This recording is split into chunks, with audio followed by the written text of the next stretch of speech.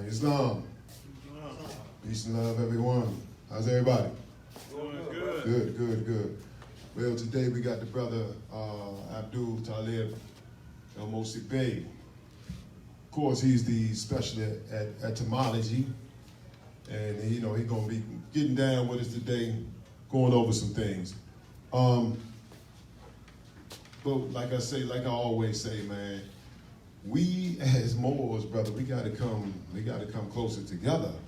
We have to, man, because that's just the order of the day right now. Nationality is the order of the day. In certain terms that, you know, we gotta understand to really go along in this system that we're in. Like I said, I have a lot of feedback on my Facebook page. And so what I did is I had put out there my tattoo. Of course, it got, I'm a Moor, 7, and Islam. So, you know, you had people on there saying, you know, giving like, oh, that's all right, man, that's all right. Looks good. And giving positive feedback on it. But then you got some brothers that came on there and they was talking about, one brother said, and we definitely got to lose this mind right here, because the brother said, did I get permission to put that on my arm? I'm like, what? Permission from who? I asked him. I didn't see him get back on the page, yo. Right. But I gotta put jokers like that on the spot, man, because, man, take that sissified stuff, man, somewhere else, man. Get permission from who? Who should I ask? Can I put something like that on my arm? What's wrong with your thinking, brother? Slave mentality. A very, very slave mentality.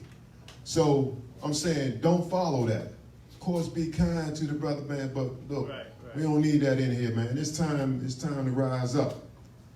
And that type of mindset, man, is just not gonna happen when you asking something like that. Did you get permission? It's the same thing with Abdul. Putting out his Masonic Gate newspaper, and they asked him, did he get permission from the Grand Lodge in England to print that? What's up with y'all thinking, man? That got to stop, because, you know, just move out the way and don't say nothing at all. Yes, sir. Right. That's the best thing. Just don't say nothing, man, because we're trying to get this to the youth. We're trying to grow. And, you know, this is a new day. And we always say it's a new day, but, man, it's now coming to that time, man, you know. And we got to grow. That's all. So, Brother Abdul, come on up, brother. And let's give this brother a hand, man. Come on. Testing. Is it on? Hold up.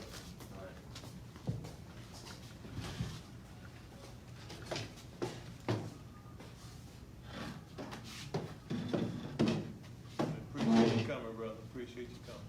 Oh, thank you. It's on. Test. All right, great. Peace, everyone. Peace. Assalamu alaikum. Veda Mekum, coming to the light, Niyam is the response. All right. There was a debate about a month ago. Talib Bey and Edward X. And the debate question was, are we black? The debate question wasn't, are we Moors? That wasn't the debate question. It's not, are we Moors was not the debate question. It seemed to get turned into that. It seemed to get turned into, like, the debate question changed. It changed. So, you know, somewhere down during the debate, and it left to question the actual debate question, are we black? Now, the brother Edward X didn't prove at all that we're black. Because that was his position. He was pro, and then Taj was, you know, again, so now what was the point that I'm going to raise is, the question that asks is what language label is the word black? What language label? Anyone know? What language label is the word black? Projected. What language?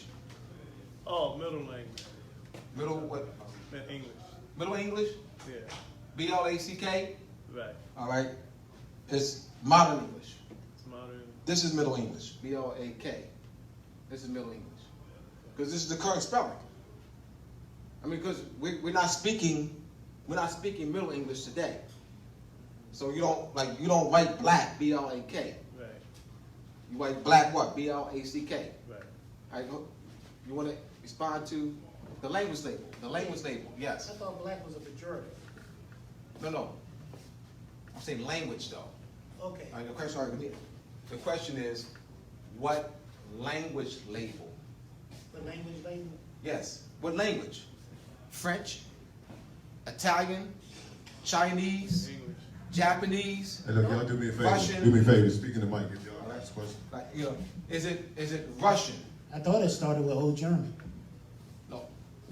No, I think what it started with. No, all right, once again. The question is, what language label is B-L-A-C-K? You have to go with English. Right, yeah, that's what it said, yeah. Not what it started with its that current form, B-L-A-C-K. It's modern English. Let's be more specific and precise.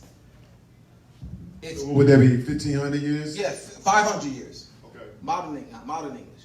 All right, so let's look at this. What it started with is this, blague. That's not what it started with. This is the Indo-European root, going back to the Sanskrit. Blague. It means bright or shine. We don't deal with meaning right now. Let's deal with how old is the word. How old is the form B-L-A-C-K? 500 years old. No more than that. All right, so the debate question got lost. Because it was like, well, Moor means black. Egyptian means black. Sudan means black. You know, Kush means black. Nubian means black. And then so black was given more credence. But what was never brought to the floor was how old is the word black? So when I asked the question, I'm standing right there, what language label is the word black? What do you mean? I don't understand. Well, what language is it? Language is it? What language is it? It's modern English. So it's no longer than 500 years old. Greek is older. I'm not saying that the origin of Moor is Greek, but Greek is older than modern English. So if you're going to say Moor means black, therefore we're black, but why are you choosing the modern English word over the, as you said, Greek word? I'm not saying it's Greek in origin. Greek is over 2,000 years old, the language. Modern English is only 500 years old. How is it you're choosing black, modern English, 500 years old, over Moor, which is over 2,000 years old, according to you? He says Greek in origin. And Kemet means black. Sudan means black. It just kept going on and on with that. So let's look at this. So you have blague, flakian is Greek. All right? Friere is Latin. Then you have your Germanic languages. Old Norse, black, B-L-A-C-K-K-R. That's Old Norse form. Old High German, blah, B-L-H. Swedish, B-L-A, you have the double italic sign. Then you have Dutch, blacken. Old English, blick. All right, Middle English, black. Modern English, black. You didn't even choose this, which is older. This form is older. They didn't choose this. He didn't choose this. But he chose this. But I'm saying, so this is something that Ali wanted me to emphasize. So you're looking at Old English is 400 to 1100. Middle English, 1100 to 1500. Modern English, 1500 to the present. And that's what we're speaking now. It's modern English. So I would rather not say English for the sake of modern English. Because you're talking English, this is it right here. This is English. Right here. Old English, Middle English, and Modern English. This is English. This all would be classified under English. So, but be more specific in detail, if you're talking linguistics, you say Modern English. All right? Any questions for clarity? Yes. So basically, the point you were trying to tell Brother X was, how can you sit back and say that we were always black when black is a 500-year-old word and we weren't called that 500 years ago? That's the point that I'm assuming you're trying to get. Exactly. Okay. Exactly. Forget about who we are right now. Let's talk about who we're not. Let's focus. That's the question. Are we black? Let's talk about who we're not. I can clearly show that we're not this black.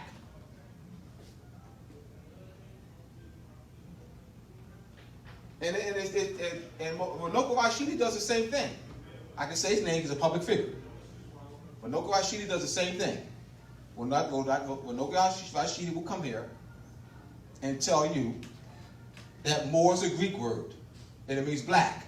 And when Noko Rashidi would choose the modern English word over the Greek, as he says, as when Noko Rashidi says, the Greek word Moor. When Greek is over 2,000 years old. So why would Noko Rashidi, who travels all over the world, why would Noko Rashidi choose the modern English word and push the modern English word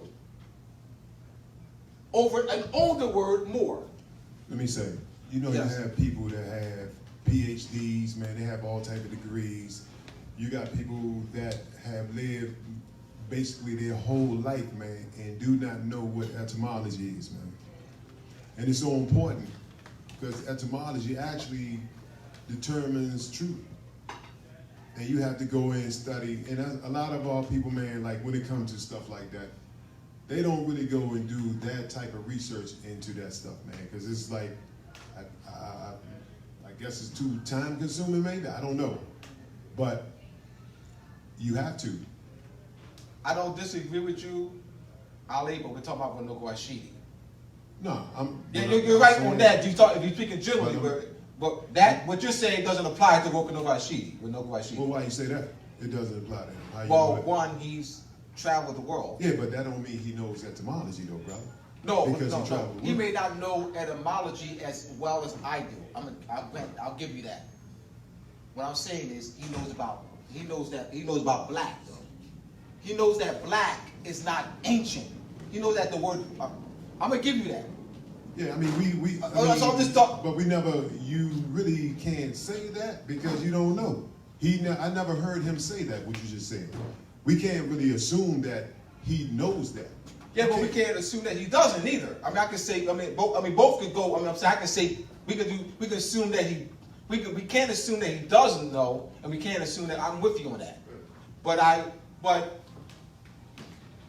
then he's not qualified to teach then. To know that black is not a modern English word. Black is not ancient. The word black's not an ancient word. I mean, it's not something that you really have to do any in-depth study with. But that's my whole point of tying that in, that a lot of people, man, have these, degrees and they learned and studied, but not at that. You know what I'm saying? That's really something big, man, that people is lacking. They're lacking that. They don't know how to go into the dictionary, into etymology, and break stuff down. Everybody haven't been taught that, man.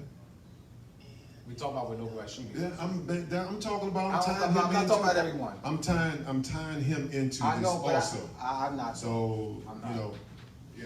I'm not tying him to because he's not the average. Noble Rashidi is not the average Joe. This we talk about someone who writes, who researches, who travels the world. He's not the average. So I can't put Noble Rashidi. I can't clump Noble Rashidi with everyone else because he's not everyone else. Everyone else doesn't write and research like he does, like I do. Everyone doesn't do that, so I can't. You would have to put Noble Rashidi in a class of other scholars who may not know etymology, but you can't put Noble Rashidi with everyone like the general public. You can't put them in because Noble Rashidi travels the world. I mean, you know, he's written several books and he's written introductions for other people. He's lectured throughout the world. I mean, so he's not in the same categories, you know. You would have to put him in the categories of other scholars who may not know etymology. I'll do that. I mean, I'll concede to that. But can't put him in the category of everybody else. That's all I'm saying. This brother had a question too. No, Yeah. no question. You have a question? Because you said you had your hand up. Just No, that was me. No, I said if I heard so both of your hands up. Oh, no. I know your hand was up, but I thought I saw your hand. All right. No, sir. No, sir. All right. Any other questions? All right. So if you were to engage in any discussion with someone about are we black, you would start with this. You would start with this approach to show the language label of black. That's what you have to start with. So therefore, this one, since we're older than 500 years old, this wouldn't apply to us. Now let's talk about meaning. Black means shine or bright. So if I'm using black in its etymology, its original application, I would say black, shine or bright. The sun, black, it's bright. You say, man, it's kind of, because we've been conditioned with the connotation. Right. We've been conditioned to associate black, the word black, with this, to something like this. That's a modern connotation. That's not the etymology. The etymology is the light, black, is bright. Translate this. Casablanca, translate it. Casablanca? Yeah, translate it. Okay, No, Casablanca, translate it. translate. White House. Okay, I got you. Right, okay, I got you. Blanca, Right. Blanca. So blank, Right. bleach, Blanca, all in this, and black. Black, bleach, Blanca, and blank, and the same family of words. All have the same etymology. How is it that black and bleach, how is it that the word bleach and black have the same etymology? How is that? Bleach? The word bleach and black have the same etymology? Yes, it does. It means they both mean bright or shine. And Blanca translated. See? This is how you attack, are we black? Right. I got you. That's what you saying. And these are facts. You go on your phone and check. You'll say, oh yeah. Or go on your phone and verify what I'm saying. Everything I'm saying is going to be, you're going to see it. This is linguistics. Not my opinion, how I feel, my belief. That's not it. No problem. Say that's not it. Well, show me what it is then. Show me that that's not the case. All right. So this is key here in addressing it. Because I see it, like I said, those scholars, Kemet means black. This means black. So therefore we're black. But won't you use Kemet though? Use the word Kemet. Why are you using the word black? Why are they choosing the word black over the word Kemet? Why are they choosing the word black over the word Nubian? It's like, wouldn't you be proud to say you're Kemetians? But you walk around and say you're black, though. You're saying you're proud to say the word, you're proud to say you're black, but you're not proud to say you're Kemetian. But yet you say Kemetian means black. But won't you use Kemetian then? Let's use the word Kemetian. They don't do that. They use the word black. Why? Why? I'll tell you why. This is what I think why.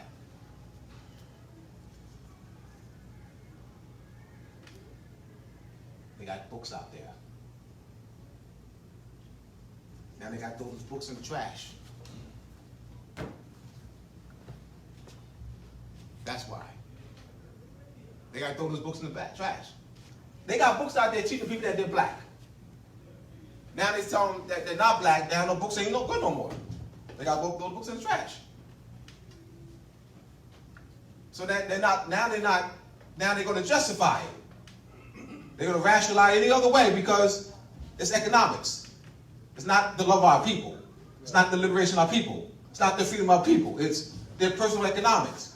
So I got these black books. Man, shucks. Got a mortgage to pay. Got car note, child care. Man, wow. I can't tell the people that they're or Kemetians or Moors, or I got to keep telling them that they're black. Because then my books become obsolete. Right. They think like that?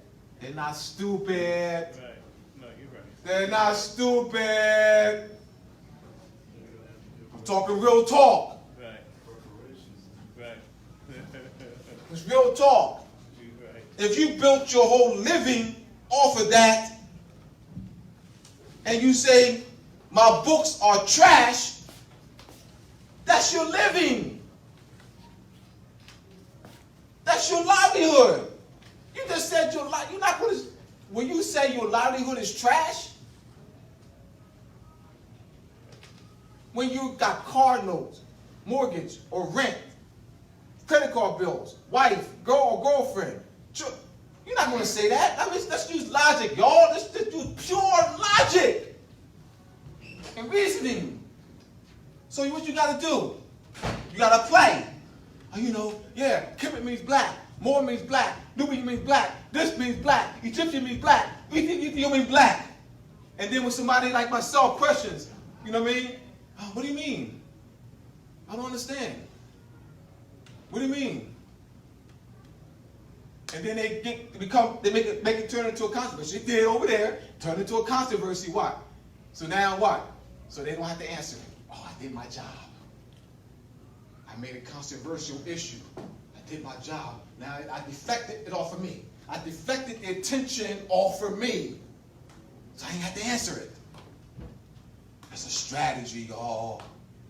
It's a strategy. Deflect the attention by creating a diversion. A diversion. And then getting a controversial issue. Diversion. It's clever. Not to me, it ain't, because I see right through it. I see right through it. It's a game. They're pimping our people. And then people will say, well, if they told the truth, they'll be killed. Hold on. Well, don't say nothing at all then. Don't say nothing at all. So hold on. You mean to tell me that you're going to applaud them for telling a lie? They're telling a lie and getting paid. Yet they're not willing to die for telling the truth. Well, don't sit your behind down then. Don't say nothing. Don't say anything then. Don't say anything. They're pimping our people. And we keep talking about the Europeans, and that's another trick. They do. Diversion, European. They'll say white man, white man, white man. They're diversion. So guess what? Focus off of them. So now you're looking at the Europeans. Meanwhile, they in their pockets too. It's a diversion. It's clever. It's creative diversion. Creative diversion. Any questions before I move on? Because I want people to be very clear on how to address those type of folks. So, Yes. with the issue of white Yes. and black, Yes. Europeans have cleverly made it where they're called white, Yes. although it's just a status. It has nothing to do with skin color, of course. It's a high status though. Right. Not that it's a status. It's a high status of sovereignty. Right, exactly. Right. Right. So what they've done was they've conditioned us into falsely thinking that it's a complexion. So we'll say, if you were to ask somebody, why do you call Donald Trump a white man? Now they're not going to answer you. They're going to look at you like you're crazy. They're going to be puzzled. They're not going to answer you. They're going to be puzzled. And they'll say, what do you mean? What do you mean? Why would you ask me that stupid question, Abdullah? You stupid Abdullah? Abdullah, you're so stupid. Why would you ask me that stupid, ridiculous question? Isn't it obvious that Donald Trump is a white man? See? Now I was to ask him, what do you mean is it obvious? What do you mean it's obvious that Donald Trump's a white man? Look at him. Look at him, stupid Abdullah. Look at him, stupido. Stupido, look at him. See? That's what? Social engineering. Social engineering. Am I right on that, y'all? Yes. Am I right on that, y'all? Yes. When you get that type of response. Yes. Social engineering. When I was in the classroom several years ago, and I was in the classroom with Moors classified as Spanish, Latino, and Puerto Rican students who are Moors. They think they're Spanish. They're classified as Spanish, Latino, Puerto Rican. And one of the students was saying that she was talking about, she was pointing to a picture, and she says it's a Beyonce. She said, she's black. And I said, excuse me, why would you refer to Beyonce as black? What do you mean, mister? What do you mean? She says, I said, what would you call me? She says, black. I said, why would you call me black?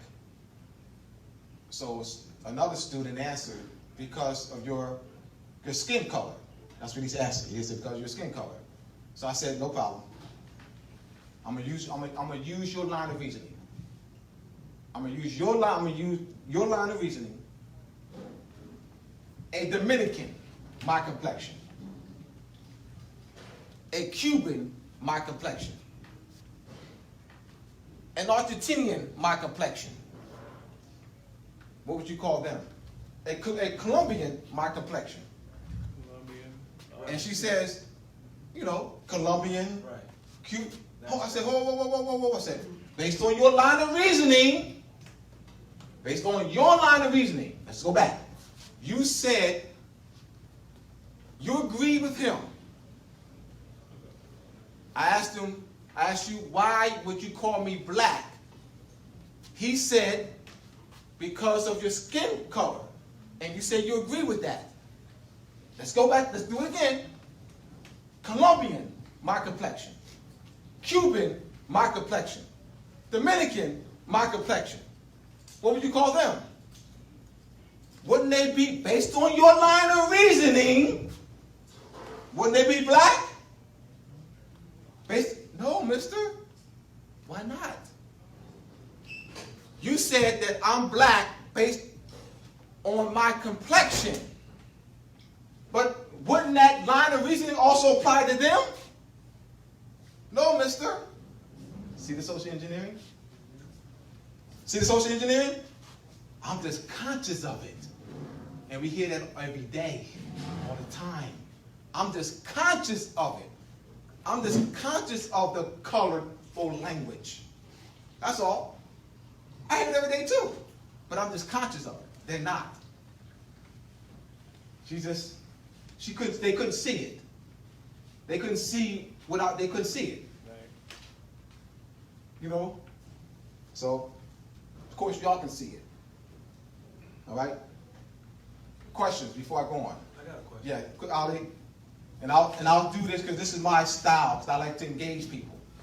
Yes, sir. I'm just looking at the examples of etymology you have on the board. Absolutely. What does the IER stand for? Oh, I'm sorry. Thank you. Thank you, brother. Mm-hmm. Indo-European root. Okay. Let me explain. In 1717, Sir Walter Jones studied at the University of Calcutta in modern day, what they call modern day India. He studied in 1717. He studied Sanskrit there. And in studying Sanskrit, you know, he learned that he saw that the origin of Germanic languages, he developed a language chart. Germanic languages, Latin languages, Indo-Iranian languages, all right, by studying Sanskrit at the University of Calcutta, all right? So that's what's called Indo-European root, means the origin is Sanskrit. So Indo is Sanskrit. The word Indo coming from Sindhu. It's Sindhu. And the Moors, when the Moors ruled India from 712 to 1763, the Moors Arabicized a lot of the Persian words, all right, and Sanskrit words. So the Sanskrit word Sindhu was Arabicized to Hindu. When the British took over in 1763, you know, ending Moorish reign in India, the British anglicized it to India. So Sindhu, Hindu, Indu, or Indian.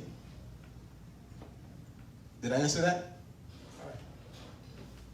Other questions? That's why I felt questions, because that's important, and that's something I need to say. Any other questions? So this is clear here. All right, so we can move on. We can move on. All right, I got a question. What country were you born in? All right. What republic? What American republic? How do you mean?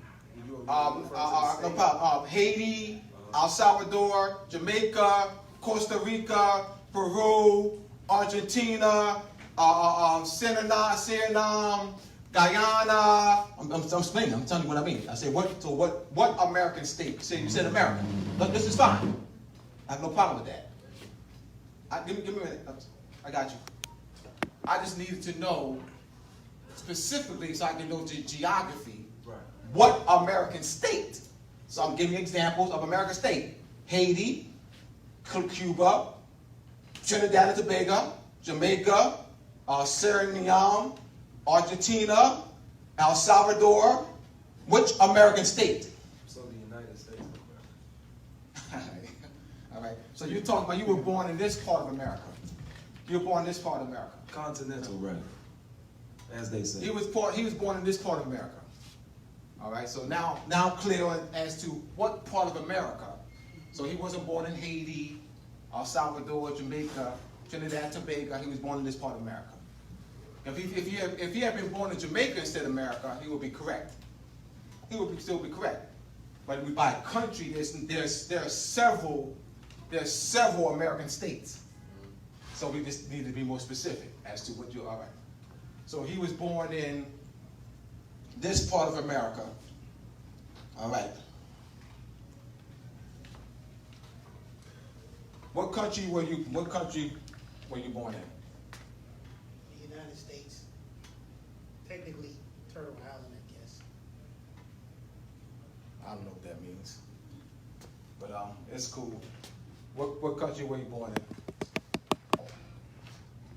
America, I really wasn't born in the country. I was born in the territory, Washington, D.C. All right. Let's now. All right. Let me explain. So when he says that he was born in a territory, Washington, D.C., Washington, D.C. is not a territory, because territory means land. Terra, look it up, means land. Washington, D.C. doesn't refer to any body of land, doesn't have any hills, doesn't have any mileage, doesn't have any roads, doesn't have any mountains, doesn't have any water, doesn't have any airways. It's on paper only. 1871. Washington, D.C. Corporation established in 1871 on paper. So when he says, when you say you were born in Washington, D.C., what you're saying is you're an artificial person. So the word born means, when he said born in Washington, D.C., means I was constructed on paper as an artificial person. It doesn't mean I came out of my mother's womb. When he said I was born in Washington, D.C., that doesn't mean I came out of my mother's womb. That means I was constructed. Got no language, y'all.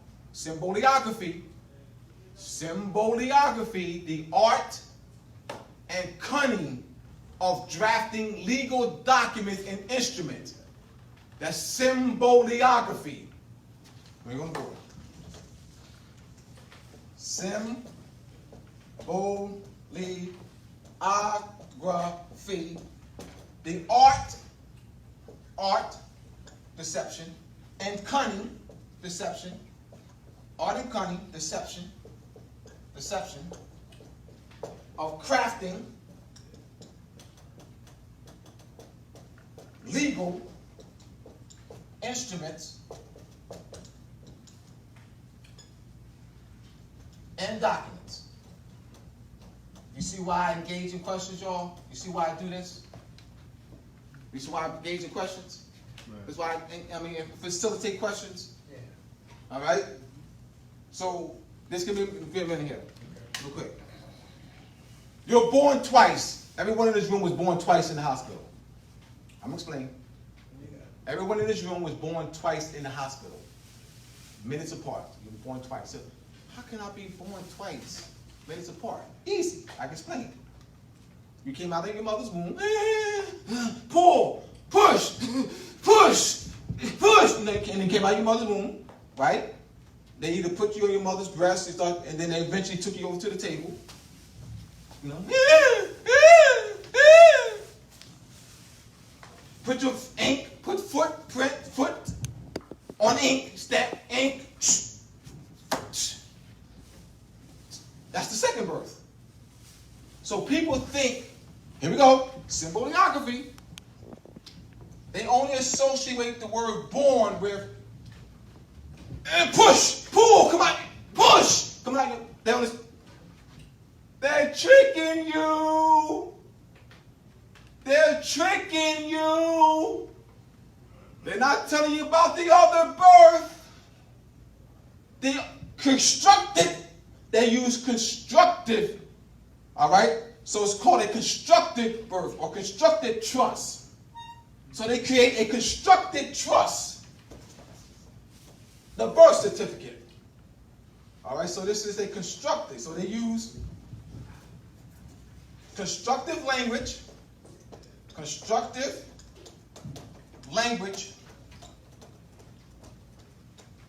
to steal our birthright. They use constructive language to steal our Moorish estate. All right? So this is symboliography. That's if you can look this up. This is the definition. So they got people thinking that only born coming out of your mother's womb. Nah. All right? So you weren't born in Washington, D.C. You were born in the Moorish territory, where the corporation called Washington, D.C. that was established in 1871 operates. I'll accept that. But if you say you were born in Washington, D.C., you just telling me that you were constructed as an artificial person, which, you know, which is cool, but you weren't. I mean, so it is true, he was born in Washington, D.C. So he is right. I didn't want him to think that his being born in Washington, D.C. means that he came out of the mother's womb. That's not what that means. Right, and that would be anybody that has a birth certificate. Yes. Would fall up under that. Yes. Yes. Here's a question over here. So- Providing clarity off, providing some clarity. Yes. So when you talk about the second birth, Yes. are you talking about birth as in ship stocking type birth? Yes. So when Yes. when they put your feet into the ink Yes. and Yes. stamp you on the paper, Come on, then go. technically There you go. you've landed. There you go. All right, there we go. So we're talking about, there we go. Got BI. We have, all right. Yes. We also talk about too, constructive. We talk about constructive trust. All right, on paper. Because it's on paper.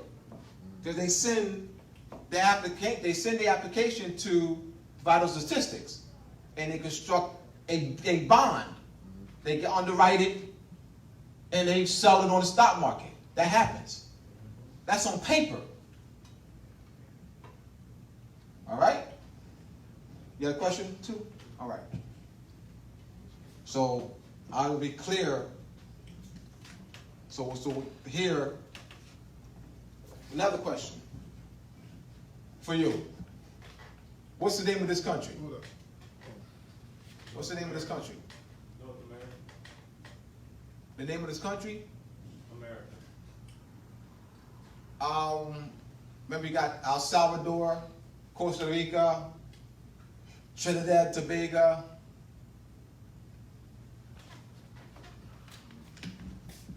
All right, let me clarify. All right, let me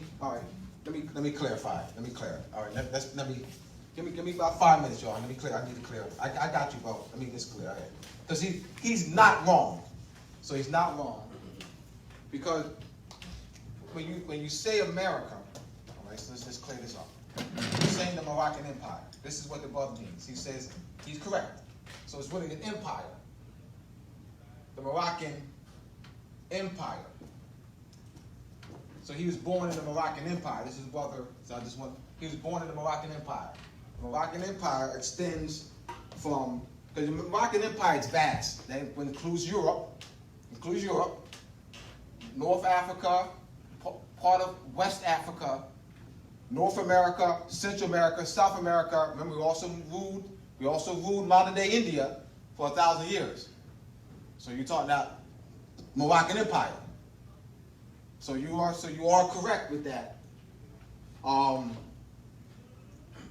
If you look at the coat of arms, go to page 2 of the article.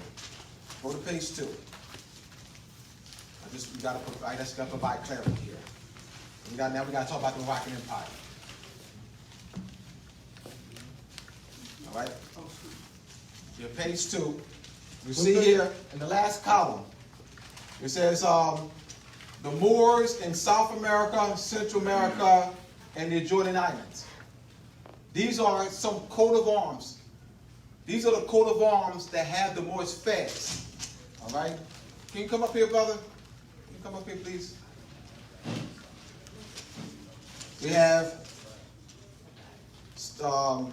Republic Mayor de Central America, El Salvador, Haiti, Costa Rica, Nicaragua. All right? You see a soft fez and a pyramid in these coat of arms.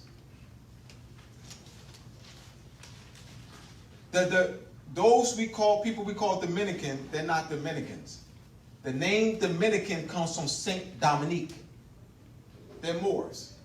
They're not El Salvadorians. They're Moors. They're not They're not Colombians, they're Moors. They're not Jamaicans, they're Moors. They're not Cubans, they're Moors. In 1567, in fact, you can sit down, brother, thank you. I want to read this here. You have here the third column on page 2. In 1567, Philip II of Spain issued a Spanish bulla subjugating the Moors under Spanish rule. The Moors were classified as Spanish. The Spanish Inquisition by Henry Cayman. The date 1526 was faithful in the history of the Andalusian Moriscos. For in that year, the Inquisition of Juan transferred its residence to Granada. This move was accompanied by the issue of regulations forbidding the Moriscos to use the Arabic language or Moorish clothes or even Moorish names. Finally, in 1567, an edict was published in Granada by the authorities along the lines of the 1526 regulation. By this measure, all the rites, customs, and language of the Moriscos were forbidden under penalty. Books in Arabic were destroyed and Moorish clothes were forbidden. The list of prohibitions amounted to the suppression of every national characteristic of the Moriscos. This is another book called The Expulsion of the Moors by Mike Cameron. This is on the third column, page 2. At Archives Home, posted May 18, 2013. In 1566, the 46th suspension of the edict ran out. It was revised by the Pragmatica, even more severe as it required the Moriscos to learn Castilian within 3 years, after which no one would be allowed to use Arabic. Moorish names were not to be used. Moorish garments were forbidden. And in 1567, Philip II issued a decree ending all toleration of Moorish culture. He banned the Arabic and Berber languages, prohibited Moorish dress, required Moriscos to adopt Christian names, ordered the destruction of all books and documents in Arabic script, decreed that Moriscos' children would be educated only by Catholic priests. So let's look at the Moroccan Empire, which is South America, Central America. So he's right by saying he was born in America. But we're calling it a country. It's more of it's an empire. It's an empire. It's the Moroccan Empire, which includes El Salvador, what they call El Salvador, Costa Rica, Trinidad and Tobago, Cuba. That's part of the Moroccan Empire. They're Moors. They're not Cubans. They're not El Salvadorians. They're not Colombians. They're not Dominicans. They're not Asians. They're Moors. Yes, no. Yes. They have they got a brother out on YouTube and Facebook right now, and he's showing you, he's in a museum. I think his name is Frank Burrell, I think. Mm-hmm. And what he's showing you a map of 1904. And he's showing you how, after they were doing the Louisiana Purchase, how they just switched everything, turned everything upside down. Like all the countries that over, such as Morocco. That's over there now. But that Morocco just got there in 1952, if I'm mistaken, right? 1906 was gained his independence, yes. Right, so 1904, he's showing you a map of Morocco right here. Mm-hmm. You know what I mean? So, and they showing you all other countries that was here. Japan. Everything was here. And then they even changed north, south, east, and west. They changed all that to throw you off. Right, they flipped it. And now they put everything over there. Right. And that's how we think today. Right. So that right there is social engineering of our minds. Yes, it is. You know? Yes, it is. So we have to more think along of empire. And because we're viewing our brothers and sisters who have been classified as Dominicans, Cubans, Mexicans, El Salvadorians, and so forth, as those. Those are modern. Those nation states are modern. 1800s. This is why they have what? The Moorish Fez and their coat of arms. In fact, Filipino, the president of Filipino, look it up, it's online, Google it. The president of Filipino, the current president, he was giving a speech, and he said that they're not Filipinos. That Filipino come from, is named that is, was, their Filipino is from King Philip. So Filipino is not a nationality. How can you say it's a nationality? All right. How are you going to say Filipinos are nationality when that's the name of your suppressor? How are you going to be proud to say, I'm Filipino? I'm proud to be Filipino. I'm proud. How are you going to be proud to be Filipino when Filipino is the name of King Philip II? That's the name of your oppressor. How can that be your pedigree, ancestry, lineage, bloodline, descent? It's not. How can they be Dominicans when that's Saint Dominique, their oppressor? So this is beyond Moors classified as black, Negro, colored, African American. This thing is huge, y'all. Huge. So we have to think along a Moroccan empire. Beyond this, they are brothers and sisters, no different. So you have Moors who've been classified as Spanish, and Moors who've been classified as black, Negro, colored, African American. Yo, Ali, there's a race riot between the blacks and the Spanish. Same people. What's the native tongue? Arabic. Same culture, same language, same bloodline, same ancestry, same everything. Spanish, Castilian was forced on them, and English was forced on us. Spanish is not their native tongue. Spanish is not their native tongue. Read it again. Spanish is not their native tongue. Arabic is. We're not the same. They speak Spanish, we speak English. Well, or English is your native tongue? English is your native tongue? On what basis are you saying that you're not the same? English is not our native tongue. There's no dispute on that. Well, Spanish is not their native tongue. We're the same people. They gave us a fictional history. Portuguese, and Spaniards, and the French, and the English, and the Dutch transported over 12 million Africans from the continent of Africa to North, Central, South America. They gave us a fictional history. And they're giving a fictional history. We're the same people. Same history.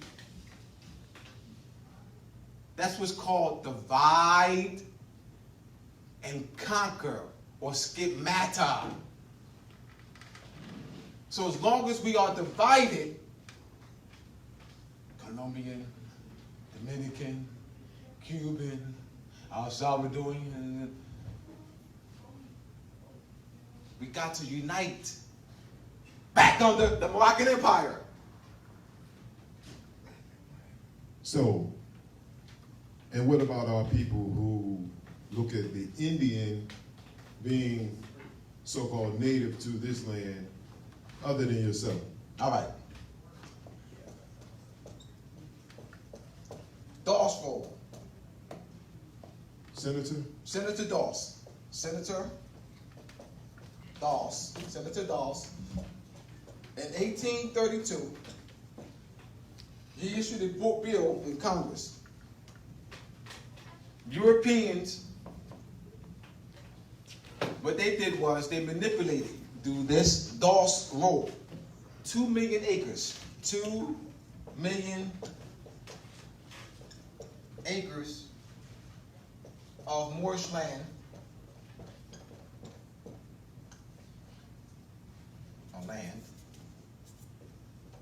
were given to Europeans. Europeans paid $5 to get their name, because it was a list, it was a waiting list. So Europeans paid $5 to get their names on the Doss roll. And they even lied and said they were Indian. They actually they even classified, the native people as African American. So they use linguistics, trickery, legislation to take the land from us and put it into the hands of Europeans. So if I hear any Europeans call our people lazy, I'll bust their behind with intellect. You're not lazy? Everything was given to y'all. So y'all work hard, we don't? Are you saying y'all work hard and we don't? How you work hard? You work hard? You work hard for this? Dawes Roll, redlining, gentrification, they use eminent domain. How you work hard? And we don't. How are we lazy? All right? So, the $5 Indians, those you see on reservations are descendants of $5 Indians. Europeans married our women. And another way in which they gain control of the land. It's another way. By marrying our women. Because you get the inheritance. You can marry our women, you have a child. You have a child. The child, the inheritance passed down to the child, right? Right. And this is another way. This is what they did. They what? Suppress the matriarchal system of men taking on their wives' name. They suppress that. This is called cheating. When women are taking on their husband's name, that's called birthright theft. We think that's always been. We think that practice has always been. We have no idea that's birthright theft. Why? Because ancient civilization is matriarchal and matrilineal. So if when you use a system, you stop that system, and then now have women taking on their husband's name. What is that? You're breaking the line of descent. This chick's cheating. And this is, so they're suppressing this knowledge, this system. Yes, brother. The system I want to know about is called Jewish. Jewish, as far as I know, is a language and not a culture. It's a level of knowledge and not a culture. So it's not a language either, right? No. You said language. Right, I'm sorry. I was talking about connotative and language. You said it's a culture? It's a level of knowledge and not a culture. What? Yes, you're right. A title. Jew is a title. Right. An ancient Right. title. Exactly. Jew is an ancient, Egyptian title. Yes, you're right. I know. So you're right because the level. So let's explain. Let's explain.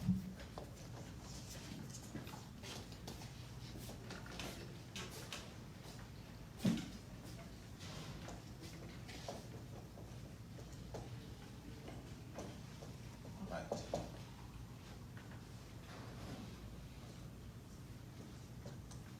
Oh, this one.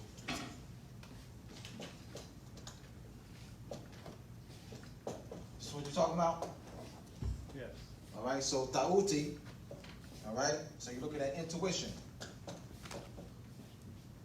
Intuition, all right, clairvoyance, clairvoyance, telepathy. All right, so he's right. So the Jew tying to the pineal gland. Pineal gland. So it's not a religion, it's a title. It's a title of high mind or high brain functioning. So once that Kundalini energy, or that third eye, once that third eye is stimulated, you become the Jew. That's a title. It's not an ethnicity. It doesn't apply to the Europeans. So what they've done was they've taken it out of its original application. And since we don't know its origin, and they're claiming it, we call them Jews. It's clever. Well, it's not so much clever. Let me take that back. It's not clever. Deceptive. It's deceptive is the price, not clever. Thank you. Right. Deceptive is the proper word. They have control of the institutions, so they can do it. It's easy for them to deceive us because they control the institutions. They control the schools. They control the literature. So it's easy for them to deceive us. They're controlling the narrative. All right, yes, brother. Come get the mic, please. I mainly wanted to talk about the, Just wait for the mic, please. okay.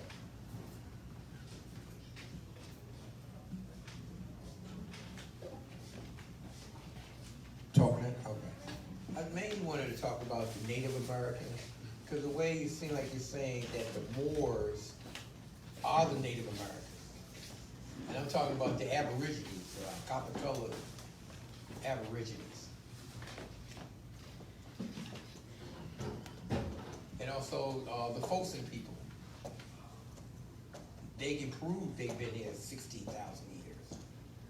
They're right where the Mississippi turns into a You're Y. saying a lot of what you're saying. There's a lot of what Right, you're saying. right, So right. let's stop you for because there's a lot of what you're saying. So Yeah. we gotta let's go one at a time because we gotta clarify the language. Okay. Because when you're using connotative language and asking a question, people are locked in. People are listening, and a lot of us are locked into the connotation. All right. So you said Native American. Right, but I meant to say Aborigine. No. That's not changing, brother. That's Okay, okay. clarifying it. Let's not go by what you meant to say. Let's go by what you did say. Okay. And let's clarify it. That's all. Okay. All right. Native American. What is an American? Start. What is American? I'm asking you. No, I'm asking anyone else. What is an American? Define this. Define American for me. Define American. Well, America, American. American. American. Define American for me. Someone that was born in the United States. All right, that's his definition. Write it down. That's his definition. Someone who was born in the United States. All right, so write your definition down. Okay. Define Native American. Define Native American. Now that's a little more difficult. No, define it. You have some. Okay. You have some definition, brother. Right. You would have never used the term if you didn't have some definition to it. Well, Some. I would Whatever say- your definition is, I'm gonna write it down. Okay, Brother, I'm asking. You can't. What I'm saying is, you can't answer for him. I'm asking him what is his definition. I'm not asking for the definition of Native American. I'm asking what his definition is for Native American. So he's the only one in the world. He's the only one in the world that can answer what is his definition for Native American. He's the only one in the world can answer that. Go ahead. Well, my definition would be the people that Christopher Columbus said he saw. But that's yeah. I'm That's asking- all I'm going by. I'm asking you, Right. what is your definition? All right, the people, Christopher, it's pointing right on the board, Christopher Columbus. What? Christopher Columbus? Met, all right. Met when he just got here, right? This is what you said, Yes. right? All right. Yes. All right, so you said American is, you define American as someone who was born in the United States. You define Native American as the people Christopher Columbus met when he got here. When he got here. That's all right. See why I wanted you to stop? Mm-hmm. All right? Now, brother, what is your definition of American? My definition. Give me the mic. My definition. Yeah, what is your definition of American? Microphone, right behind you. Thank you. My definition of American, similar to his, is someone who is born here and classified as a United States citizen. All right. And what about Native American? Someone whose family origin predates the arrival of Christopher Columbus. All right, he's pretty much saying y'all, so it's pretty much the same definition. All right. All right. Ali, 1828. 1828 Webster's Dictionary. 1828 Webster's Dictionary. USC. I don't have my phone right here. All right, so someone, all right, look up 1828. All right, brother. Phone. Who has a phone? Has a phone. Anyone has a phone? Who has a phone? 1828 Webster's Dictionary. Definition of American. American, 1828 Webster's Dictionary. American, 1828 Webster's Dictionary. Hold on, I gotta Go to. This is my style. I like to take my time because I'm not about rushing. I want to make it about want you to get it. I want you to get it. Yeah, I got you, because you're coming from the person's Right. level point. No, hold on. Exactly. With a mic. Yeah, we get it so we get that more participation. That's what we want. Right, brother. American, a native of America. All right, so you're reading from the 1828 Webster's. Right. All right, so all right. A native of America originally applied to the aboriginals or copper-colored races found here by the Europeans, but now applied to the descendants of Europeans born in America. So we talk about American. We're not talking about the term Native American. We're talking about the name American. Correct. Read that again, bro. American now. A native of America originally applied to the aboriginals. Originally applied. Go ahead. To the aboriginals or copper-colored races found here by the Europeans, but now applied to But the now, that means not original though. See, when they say but now, when we talk about, so original. So what originally applied, the definition both y'all gave me, all right, doesn't fit what he read. The definition y'all gave me for American doesn't fit the definition he just read, 1828. Originally applied, read it again, bro. And then, let's see, where did I leave off? no, start from the beginning. Start from the beginning? All right. A native of America. A native. Of America. All right, so we got a native. And we're not talking about Native American. We're talking about an American. Native Of America. of America. Originally applied Originally applied. to the aboriginals. Originally applied to the Aboriginal. All right? Or copper-colored races. Or copper Colored. colored. We're going to stop there. Racist. We'll stop there right now, for now. Then we'll put, because they got this deceptive meaning, they include themselves into it. But now, the definition y'all gave me for Native American is the definition for American. Because you're saying those who, the people who Christopher Columbus met when he got here. That's the definition you gave me for American. Native American is the definition that applies to American. So what's this term Native American? It's the same definition. The definition y'all gave me for Native American, isn't this pretty much the same definition? Yeah, I agree with that. Because you're referring to what? The original people, no? The people? Because you're going to remember before they got here. That's the original people. What happened? They created the term, the Europeans created the term Native American. Listen, hear me out, y'all. Nowhere in the United States Constitution will you read, an American shall mean United States citizen. You will not read that in the United States Constitution. So where they getting it from? Made it up. Made it up. Where they getting that American shall mean United States citizen? It's not the United States Constitution. It's not in the United States Constitution. So we're not thinking. Where did you get it wrong?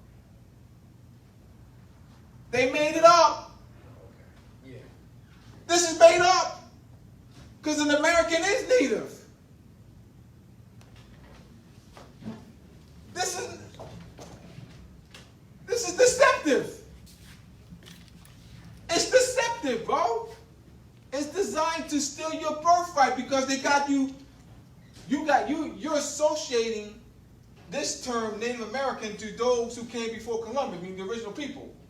And then you're associating this word American to Europeans. You're doing it. All right? Also, Yeah, brother. And also, Peace, Ken. peace. Islam. also they slipped and they gave you the information but actually took you out of, because that sentence started off with native of. When you say of, that means representative, and it takes you. No, not in that context. All right. I hear what you're saying, brother. That's not. Of, if you look at it semantically, the preposition of has several references. All right, let me explain. Prepositions. Right. There's what's called the semantical classification of prepositions. There's 15 semantical classification of prepositions. And of can apply, there can be several semantical classification for of.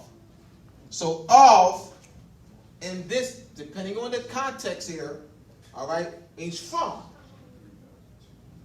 From. So native of America. All right? Mean native of America. This means from.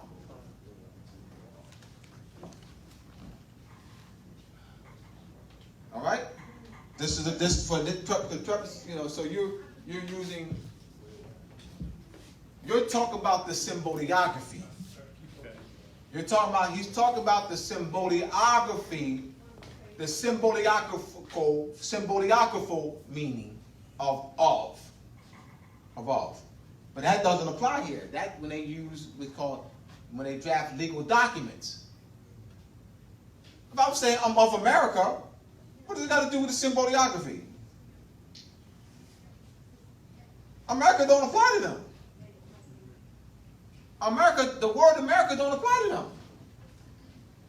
At all. At all. At all.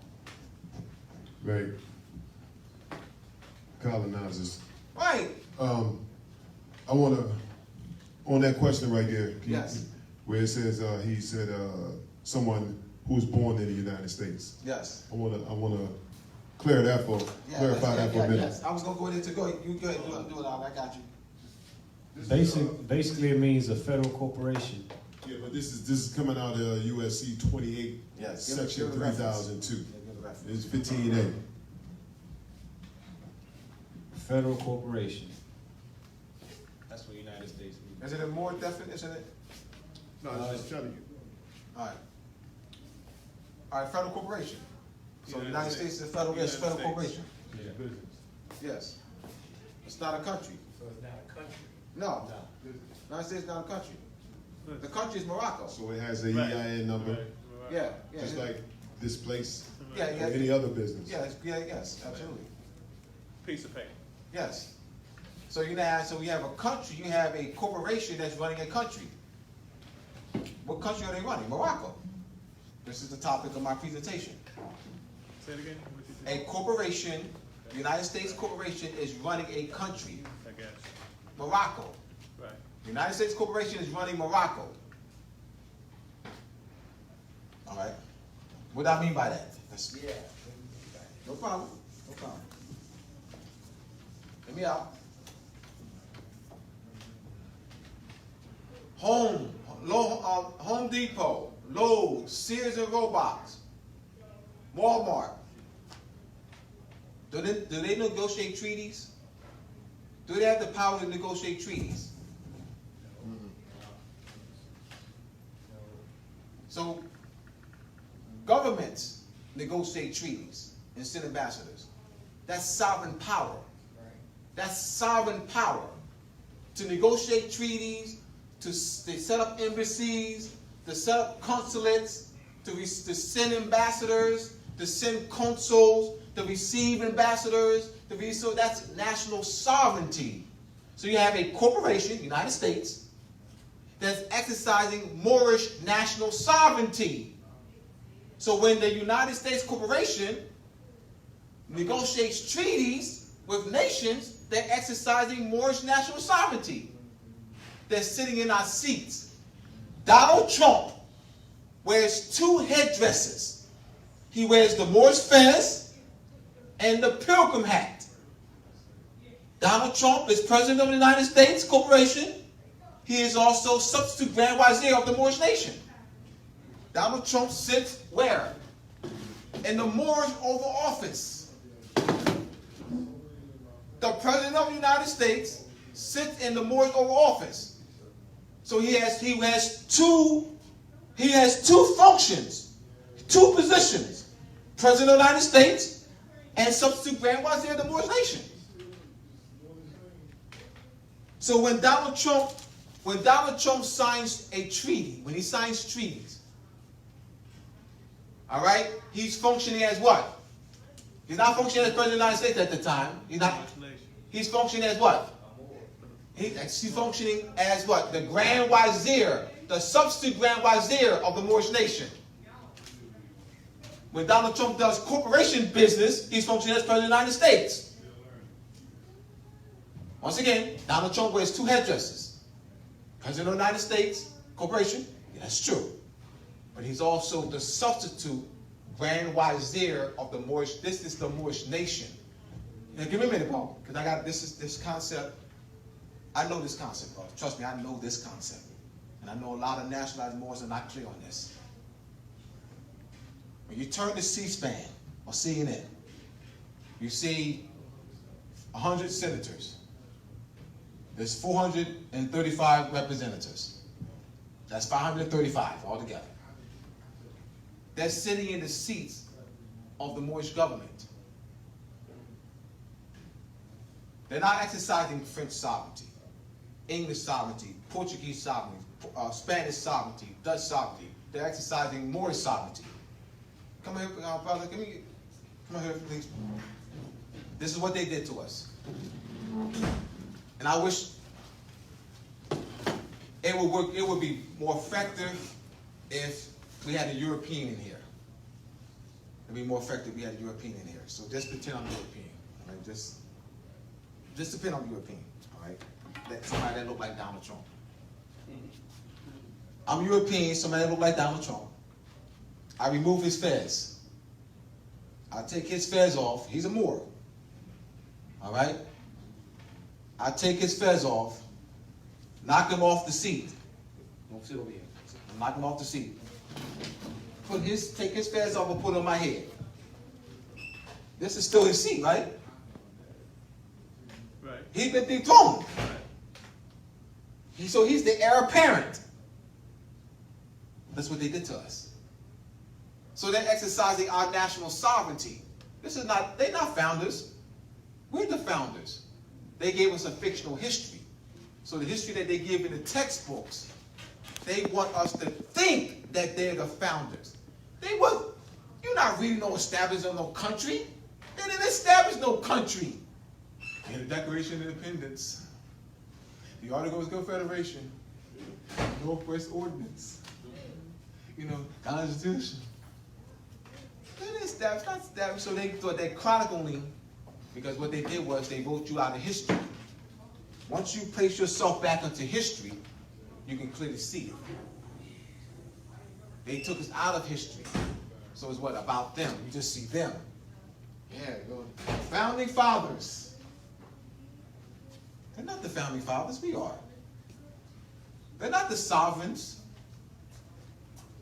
How are they the sovereigns? They're not the white people. They're not the Jews. They're not the Aryans. Aryan means noble. The Sanskrit word means noble. They stole our birthright. And they broke up the Moroccan Empire. And the Moroccan Empire is broken up into these corporate entities. Haiti, and Costa Rica, and Trinidad and Tobago, and Suriname, and Guyana, and Colombia, and El Salvador. They're corporations. They were established by European powers. That's part of the Moroccan Empire. They're Moors. They're not Haitians and Colombians and El Salvador, they're Moors. See the concept of divide and conquer? Thank you, brother. Thank you. All right? So that's what they did. So, yes, brother.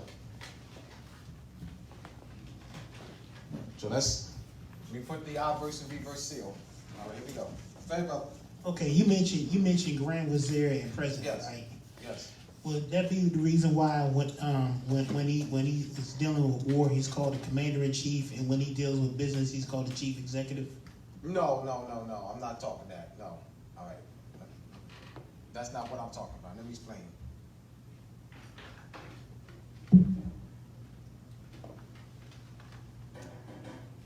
Let's go back to the structure of the Moorish Empire. Moorish Empire. The emperor, emperor. So you gotta know the function of the empire, the structure of the empire. The emperor appointed the Grand Wazir. All right? The emperor appointed the Grand Wazir, or you have Wazir, or VI, right? And the Grand Wazir appointed his court, his royal court. As part of the Moorish royal court, you have wazirs. Today, the Europeans use secretary. So, the cabinet is called the divan. Today, the Europeans substituted cabinet with what? Presidential cabinet. Presidential cabinet. So Donald Trump in December 2016, after he was elected, he's what? He's appointing his cabinet members. He did that in December because he had, December because he had to do it before, he's inaugurated. So he appointed his substitute wazirs. They call secretaries. So what they did was they didn't create the structure. They substituted wazir, secretary for wazir. Or wazir for secretary. That's all they did. They're running our imperial structure. But if you don't know that, you see them. This is why they don't want us to know our history, so that we can't make the connection. We can't take what we see today, the distortion, and see where they got it from, because we don't know the original structure of it. So divan is, so this is what I'm talking about. We talk about the actual seat, the actual power that they're exercising. It's the Grand Wazir position. It's the position of the Grand Wazir. Donald Trump sits in this position. This is Donald Trump right here. Sits in this position. All right. They are a corporation. So he is president of a corporation. Yes, but they're not running a corporation. They're running what? The Moorish government. When they negotiate treaties, they're not running a corporation. That's not a function of a corporation.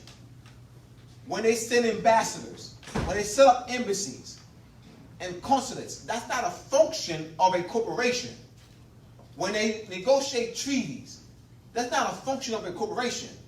When they legislate laws, naturalization laws, and receive immigrants, when they deal with trade, that's not a function of a corporation. So yes, a corporation has taken over the country. A corporation is running the country. What country is it? Moorish country. Am I clear on this? Let me get clear. No problem. Take out a Federal Reserve note, what they falsely call a $1 bill. Take out a Federal Reserve note. Here we go. All right, here we go. Right here, right in your face. Hit in plain sight in your face. Hit in plain sight. Here we go.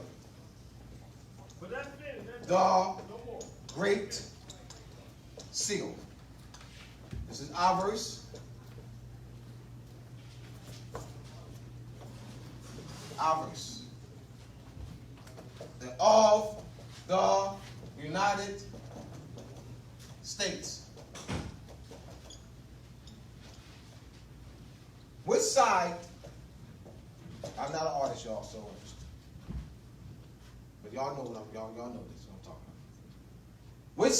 Which side is the Great Seal of the United States? Is the Great Seal? So remember, the Great Seal. Here we go. Off again. Up again. Up again. That's the I verse. This is V verse. Here we go. Here we go, y'all. Let's look at the pages. I think it's on page 1. All right, page 1. First page. First page, this column right here. Right next to the Moorish flag. You see here. It has 5 times the acts of Congress. The Great Seal, the symbols of our heritage. The Great Seal, you have one of these? Here we go. This is not the whole paper. There you go, right there. And we have it. Right here, y'all. See it? Yes. Give him one of these. This is what it has to be right here, right there.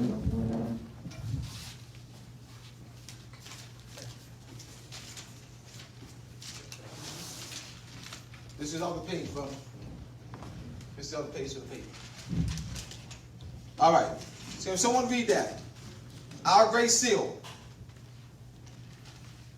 Someone read it. Our Great Seal, the title of the book, Our Great Seal, the symbol of our heritage. Our Great Seal. Yes. All right. Our Great Seal, the symbol of our heritage, and Hold on, bro. Wait for the mic. Wait for the mic. Okay. Yes.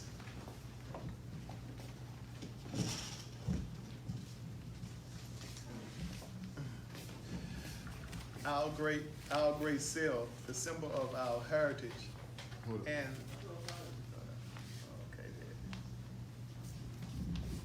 our great seal, symbol of our heritage, and our destiny. By Raymond E. Coppett, Captain. Capt. M.A. and AIA and FSA Scott. 5 times the act of Congress relating to the Our verse seal was ignored in 1782, 1789, 1833, 1884, and 1902. Finally, in 1935, exactly 133 years after 153 years, I'm sorry, after the adoption, a die was cut out and has since been a decoration on the back of the one note, which has been misrepresented as $1 and constitutionally lawful money. I added that because he didn't write that part. He's not gonna write that part. He would write, $1 bill. He put $1 bill. All right.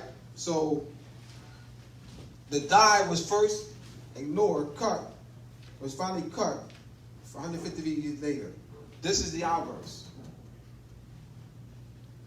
So this is the Moorish nation has what's called a dual national seal. This is the obverse and reverse seal. It's only one. It's not 2 seals. You don't see 2 here. It's not 2. It's 1. It's a coin. It's a coin. So it's better placed on a coin. 1 coin, 2 sides. The obverse, the principal, chief, or main. Reverse, the back, inferior. They know this. So this is the Great Seal They don't speak under this, but this is their authority. They get their authority from this. They wear our Moors fezzes in public in parades. The Shriners parade, and the mystics wear it in the parades. The mystic parades. The mystic order of the Bell Prophet of the Tenth Realm. And they use Moorish names on the fezzes. And the Moorish names are the names they name their temples. That's the Shriners and the mystics. Name their temples after Moorish names. And they don't know who we are. So they know that they're imposters? A lot of them do, and the Europeans, talking about Europeans. Use your mic, please. Who are these imposters? Wearing our Moorish fezzes. Why would they be? Why would they Use the have mic. to Use be the mic, please. How you brothers doing? My name is Steve Thomas. I'm from New Orleans. Dumb question. Why would they want to be? No dumb question, but go ahead. I'm being facetious. I got you. Why would someone want to represent themselves as being what they're not? They're imposters. I think you can answer and that they know question. Let me know. They're imposters. They're imposters, and they know it. But why would they want to continue being this way? All right. Brother, come up here again, please. You got this vast estate now. Let's say you got this vast estate. This is his vast estate.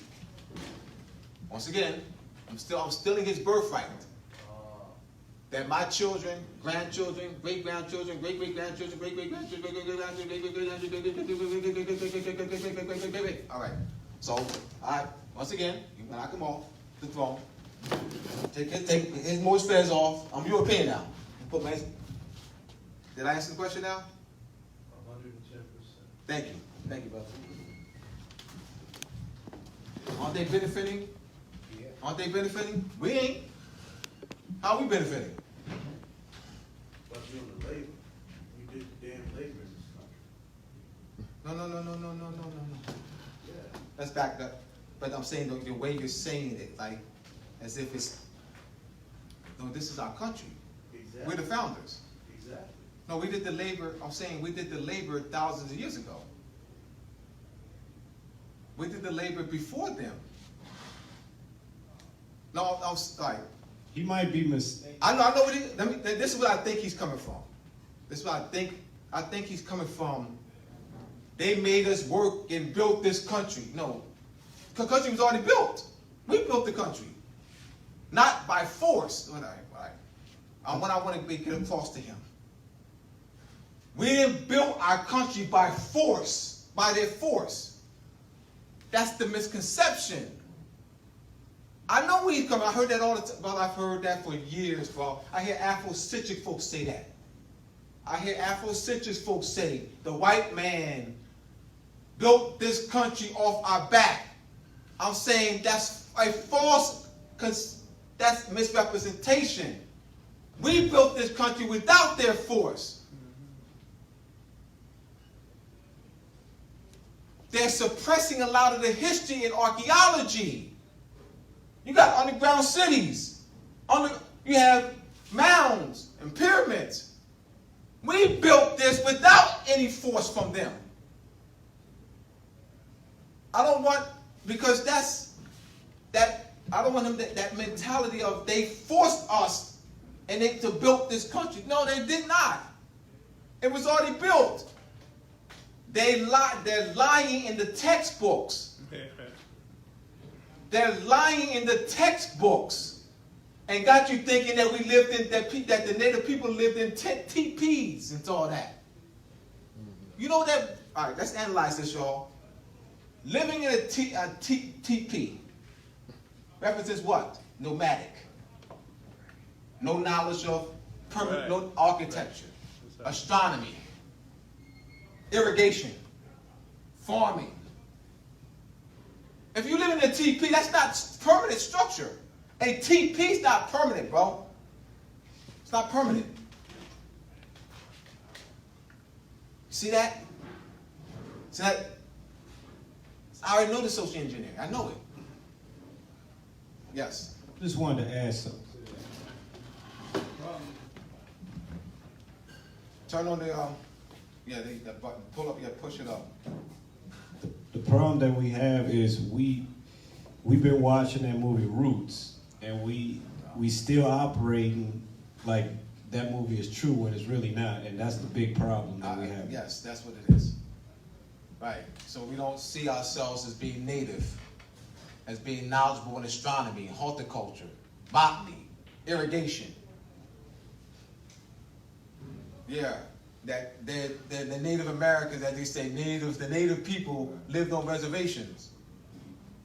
Absolutely, no, absolutely not. So most of the native people, millions of the native people live in inner cities.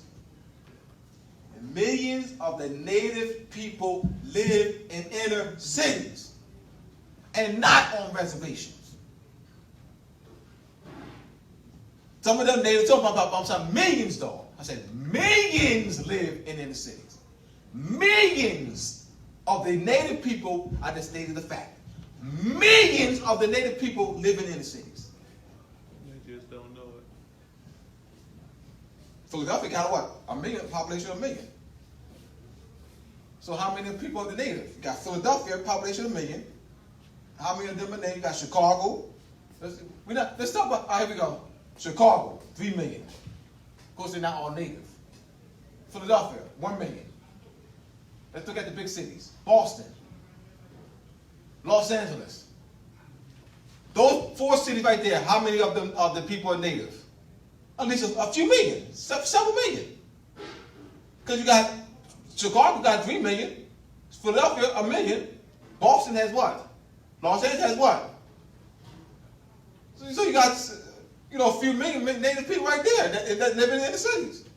Watts, come on, let's name them. Watts, North Philly, come on, North Philly, South Philly, Southwest Philly, come on, Harlem, come on, Harlem, all right, St. Louis, Houston, Southeast, Southeast Philly. That's the native people. And you said that root story. So we don't see our streets because we don't know that we're native to the land. So we brought that story in the textbooks. The native people, they call it Native Americans, which is what? Deceptive. Exactly. It's deceptive. And we already explained that. All right? So the Moorish nation has a dual national seal. So Donald Trump, being the substitute Grand Wazir of the Moorish nation. So who's the head of the Moorish nation? Donald Trump is. Huh? Well, he's not. Donald Trump's not the head of the Moorish nation? Yes, he is. Yes, he is. He's exercising Moorish national sovereignty. It's the same, it's our sovereignty. They're not exercising no English sovereignty. They're not exercising no French sovereignty. And they did not create no country either. And they're not the founding fathers either. We're the founding fathers and mothers. So I got to include mothers too. I just can't say founding fathers. Yes. True, it's mothers.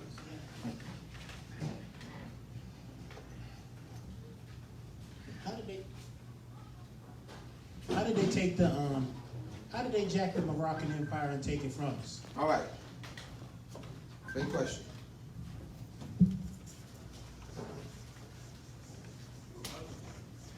All right.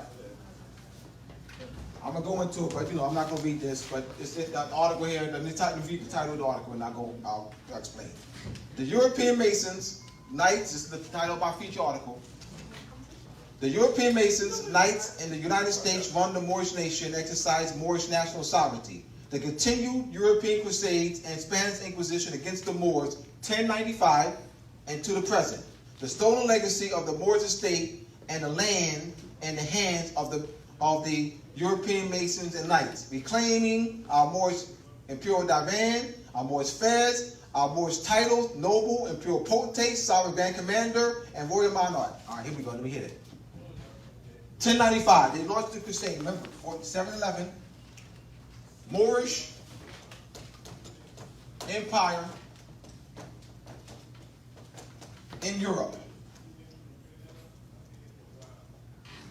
From 711 to 1492. November 25th, 1492, Boldadel signed the Treaty of Granada, of course, under force. I mean, because that's, so he surrendered more sovereignty, Granada to Queen Isabella and King Ferdinand. All right, Spain. Thanksgiving. Remember, Thanksgiving, third Thursday, which is close to this time date, November 25th, 1492. Thanksgiving is a celebration of the end of Moorish rule in Europe. Thanksgiving is a celebration of the end of Moorish rule in Europe. That's why they chose the third Thursday, which is close to this date here, November 25th. It's always close to this date here. It's the third Thursday. I mean, it's the third week of November. So it's what? 20, so it's going to be in the 20s. So, in 1095, the Europeans united their forces. Aragon, Castile, Sicily, Portugal, France, England, united their forces against us. They established night orders, Knights Templar, Knights of Calatrava, Knights of St. John's They established, so they was pooling their forces against us. They launched the first crusade in 1095. They took advantage of our infighting. There were 5 Moorish dynasties that ruled Europe from 711 to 1492. The Umayyad dynasty, the Abbasid dynasty, the Almohad dynasty, the Ahmadid dynasty, and the Nasrid dynasty of Boldadel. Boldadel was part of the Nasrid dynasty. Those are the 5 Moorish dynasties in Europe. So you have the Moorish bloodline throughout Europe. When you had the Abbasid dynasty in 756, defeated the Umayyad, and the Umayyad dynasty woke up and established an emirate a few years later. So when you had the Umayyad dynasty defeated the Nasrid dynasty, the Abbasid dynasty.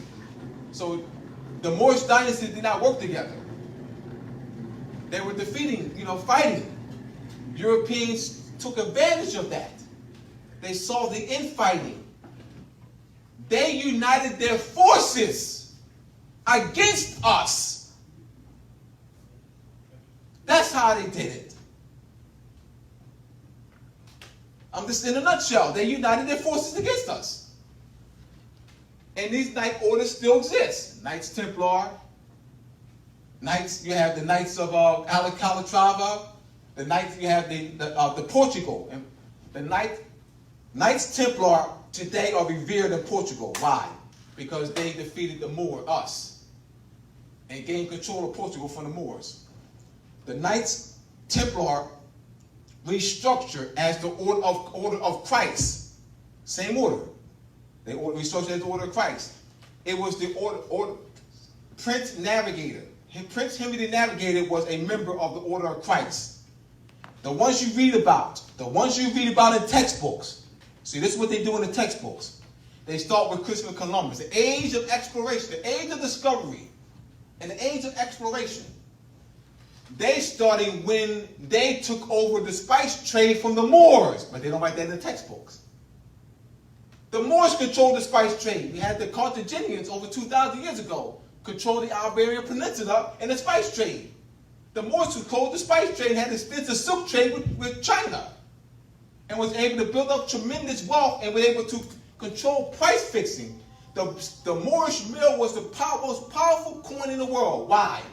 The Moorish mill was the most powerful coin in the world because it was controlled, tied to the trade. It was tied to the spice trade. And the Moors, we were able to control spice. We controlled modern day Europe, India for 1,000 years. North Africa, West Africa, Europe. So I'm talking about the Moorish Empire.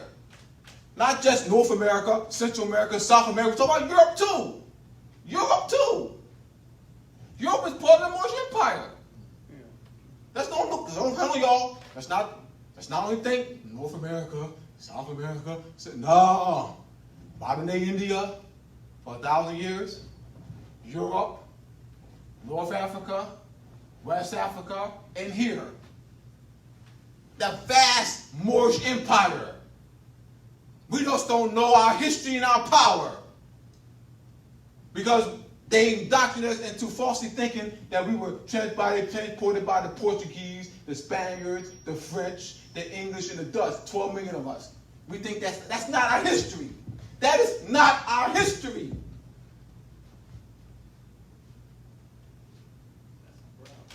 That's the problem. Yeah. That's a big problem. Any questions? And I'll make it clear for you, bro. With a mic. Do I need to go any further? I can go further. I can go further, bro. I can go further if I need to. All right. Can you tell me about the Moorish Empire, the medical industry with therapy and antipsychotics? That wouldn't be, all right. The Moors didn't do that because we dealt with herbs. All right, a lot of those, when you're looking at the drug, you're talking about drugs then. The basis of any drug is an herb. So they're still using our science. The basis of any drug is an herb, even birth control pills. The basis of it is an herb. Some herb is the basis of the drug. They use an herb. And they create synthetic, but they use an herb as the basic of it. We dealt with herbology and botany. We dealt with plant classification. It wasn't Carl Linnaeus. Carl Linnaeus was not the one that came up with the plant classification. We did that. What the Europeans did was they translated herbology books, horticulture books, medical books, geometry books, astronomy books from Arabic into Latin. We did not speak Latin, y'all. Latin was forced on us. I just read it to you. That's not their native tongue. They're not Portuguese. They're not Peruvians. They're not Haitians. They're not Jamaicans. They're not Dominicans. They're not El Salvadorians. That's not their nationality. They're not nationalities, y'all. I know we've been calling them nationalities. They're not nationalities, brother. They're not nationalities. Dominican is not a nationality. I'll challenge anybody. I'll challenge anybody. Filipino is not a nationality. I'll challenge anybody. How can Filipino be a nationality when King Philip II, that's the name of King Philip II. Now somebody explain to me intellectually how that's a nationality. I don't care what the United Nations has it listed as. Can someone intellectually explain how Dominican, Colombian, Filipino are nationalities? How can Philip, the name of Philip II, that was forced on the people to subjugate them, be their nationality?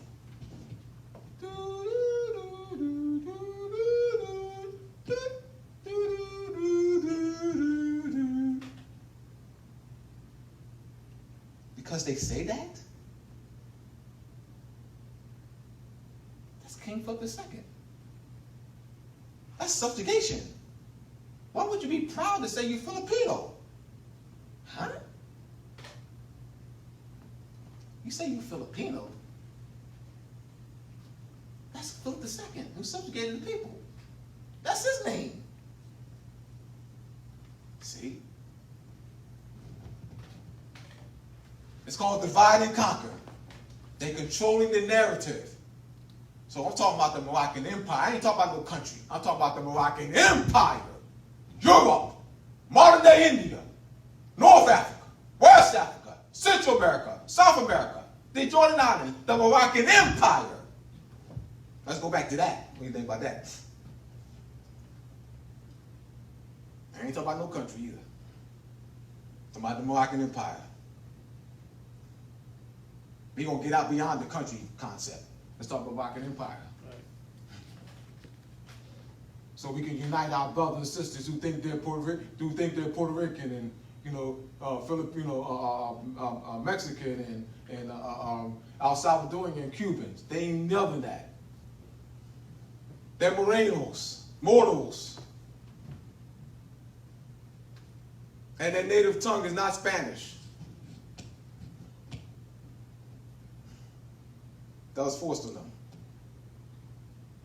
So did I clear that up for you, bro? Right on. How much time we have, Ali? 20 minutes. All right, good. Another question? Yes. I guess you can call it a question, because I know Europe is from the Queen Europa, Yes. and Africa is also from the conqueror Africanus. No, that's not true. That's not true. Let me explain. That's not true. Okay. I know. I've heard that too. That's not true. Let's study Roman naming practices. Part of Roman naming practices is to take the name of the land that you conquer as a trophy. Scipio Africanus is not his name. That's not his birthright name. That's an honorary trophy. That's part of Roman naming practice. So I conquered your land. I take as a trophy the name of the land, the name of your land. I tied it to my name. Af, Ra, Ka, Ba. Af. Let me write it down.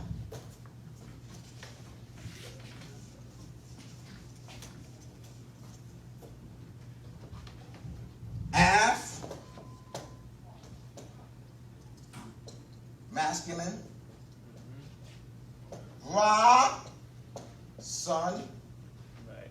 Ka, spirit, which is breath. Then we add Ba, that's the, soul. How's that? That's yours.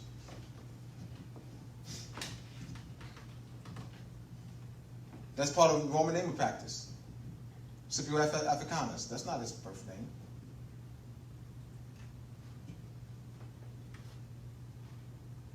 Now I'll give you food. We deal with Filipino. Yeah, Philip.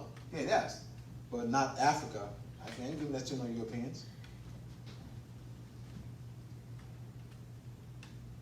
And the whole landmass wasn't called Africa. Yeah. Where these African scholars coming from? All that whole continent wasn't called. No, it wasn't like Africa. I'm going. That didn't use. It wasn't used like that. They had different, kingdom names. It wasn't Africa. Some collective name. That's bull. I mean, the name Africa applies to us. Fine. I'm not saying that. But I'm saying that to say that the whole continent was that's like the ancient, like the whole continent was called Africa. No, that's bull. There's different kingdoms. And they use Africa. Any other questions? See, I like the questions because it gets you engaged. I don't just like talking. No, that's not my style. I want you to get it. Question that guy you was talking about, the building prior to was already built. Absolutely. So are we speaking of scientists and architecture? Yeah, architecture, which is scientists, astronomers, architecture, geologists, yes. Mm-hmm. Absolutely. Irrigation, all that. Absolutely. We weren't some savages. Didn't know anything, living in teepees. That's the narrative that they fed us. Because that represents no civilization. No knowledge of math, no knowledge there's no sophistication. We brought them out of the Dark Ages. Europeans were not dumb in the 800s, 900s, 1000, 11. They were not. They went to more schools. So if someone says, well, Europeans thought the world was flat. Now I ask them what time period then? Because I have to ask them what time period.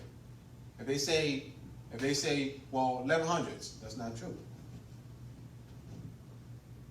Because they were knowledgeable. They went to more schools. We made education affordable. Prior to us, under Roderick, under King Roderick in the late 600s,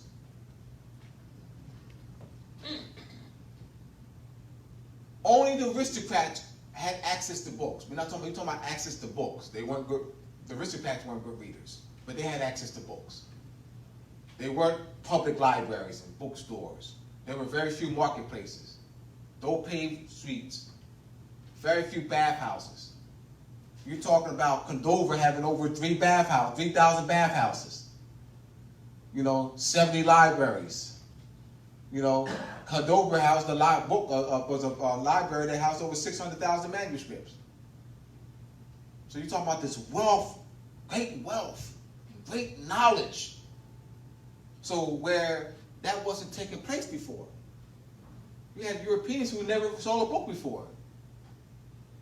So we changed that. Where now, when you see people walking around, that didn't take place under Roderick, people walking around with a book. That didn't take place that took place under us. So the Renaissance we spurred the Renaissance, even the Protestant movement. What spurred the Protestant movement? Free thinking. What spurs free thinking? The Moors. We spurred free thinking. Why? Because we made education available to dirt poor Europeans, to everybody. We made education available. So it spurred what? Because now they can read. Now they're challenging things that they once were indoctrinated with. So that spurs the Protestant movement. Show the back of your book, because that's another thing that they keep suppressed right there. They want to keep making you think that, we were suppressed by them only, and no, it didn't happen like that first. Right. We had Europeans in bondage, yes we did. They had established, they called redemption orders. This was huge. This was a major issue throughout Europe. A major issue throughout Europe. They raised finance. They had the order of the Trinidarians, the Mercedarian order. Trinidarian order established in 1110. We had the Trinidarian order established, Mercedarian order established in 1098. The Trinidarian order established in 1112. And we had the Trinity House established in the 1600s. These orders raised finance. When they had that charity boxing at churches, the charity boxes at churches was to raise money to get Europeans out of Moorish captivity. It was the major. They raised a lot of finance. They were European families who could not get their loans out of our captivity. They pleaded with the king, Queen Elizabeth. They pleaded. This was a major. They're covering this up. Europeans don't even know their own history. European children aren't taught their history. European children don't taught their history in school. That's a lie. So why do you think they won't teach that? Well, that's people. Well, why you think they won't teach that? They can answer that. I don't need to answer that. Why do you think they won't teach that? Because they want us to think that it was always them that had their foot on our necks, not vice versa. It would empower us. Well, exactly. They would empower us. I mean, that would be it. They definitely would empower us. I mean, they know Put you that. back into your true position. Absolutely. Exactly. Got Ali back here. What year was this? Your year was what? Okay. You said this. This is the first time I've ever heard Yeah. that. What is this? What year was you say this? I can't. answer. I don't know because I spoke about so much. So I mean, I talk about so much. So what you guys tell me, so I can give you a year. What year was the Moors had Europeans as slaves? This is the first time I ever. Oh, all right, got you. In All my right, entire yeah, life, I've never yes. heard that. Once again, you had that the Moors. yes. Forgive me for 1000s, the 1000. Because remember, you had once again they launched a crusade against us in 1095. So you had the crusade.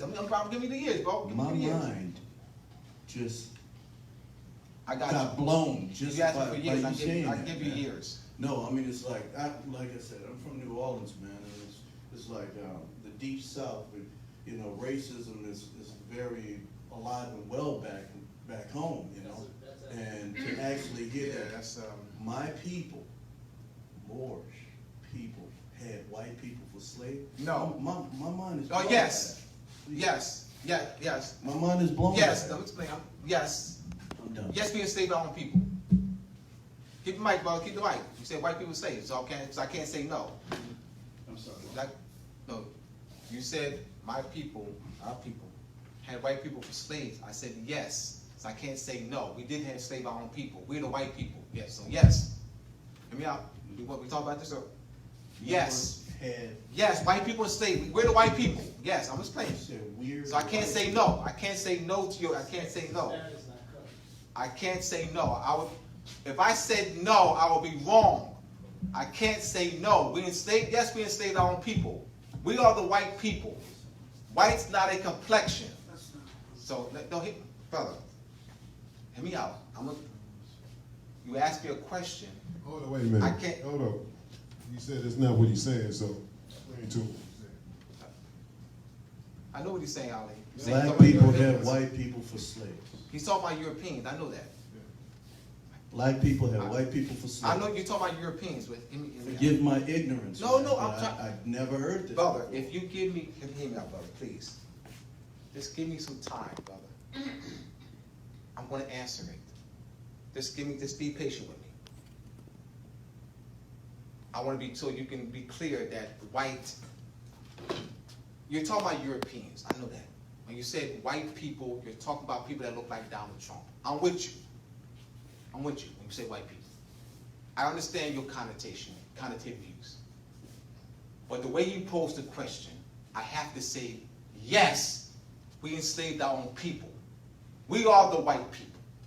Once again, white goes back to the headjat, the white crown of Upper Egypt. It's the white sovereign royal crown of Upper Egypt.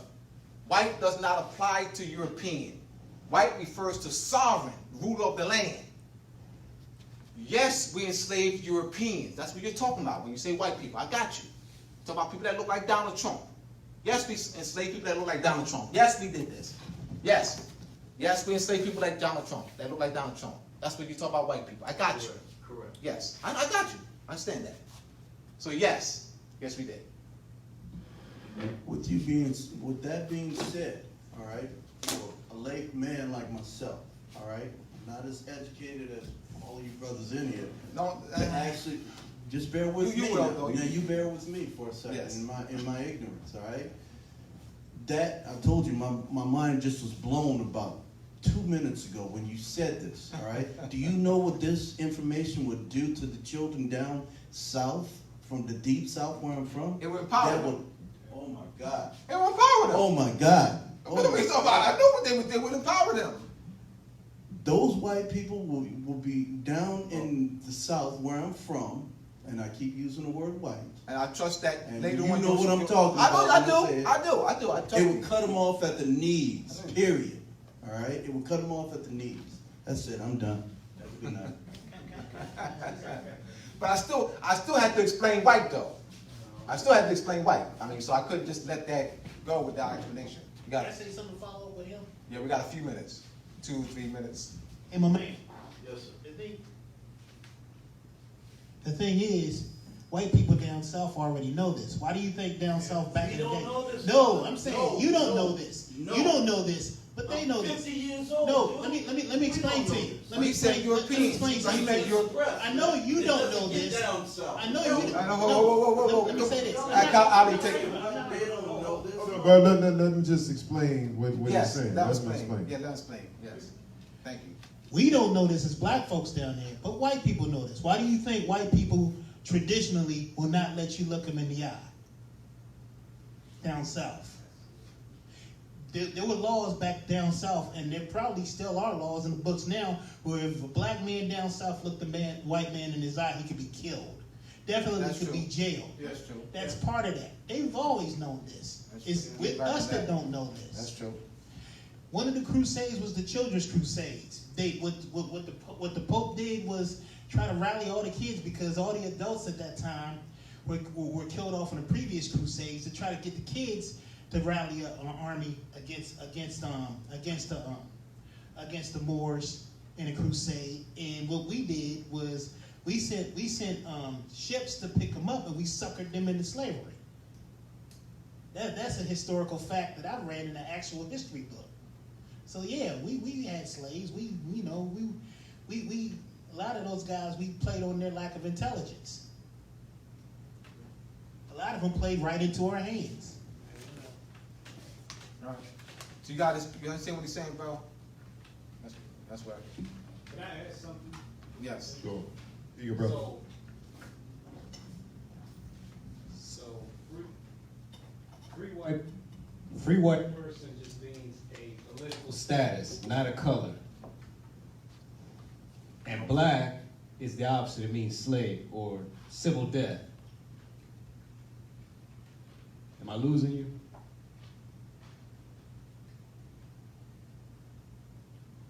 He's asking you a question, brother. Did I lose you on that? I thought it was, No, he asked you a question, so he doesn't. No, what I was saying is, so you give me the definition of black and white. White is alive and black is dead. And that's my definition. right, black My is civil death. Yes. Yes. So I got it right. Yeah, he said deaf. He said deaf. You said it's silver deaf, so you said deaf. So he got it right. He got it right.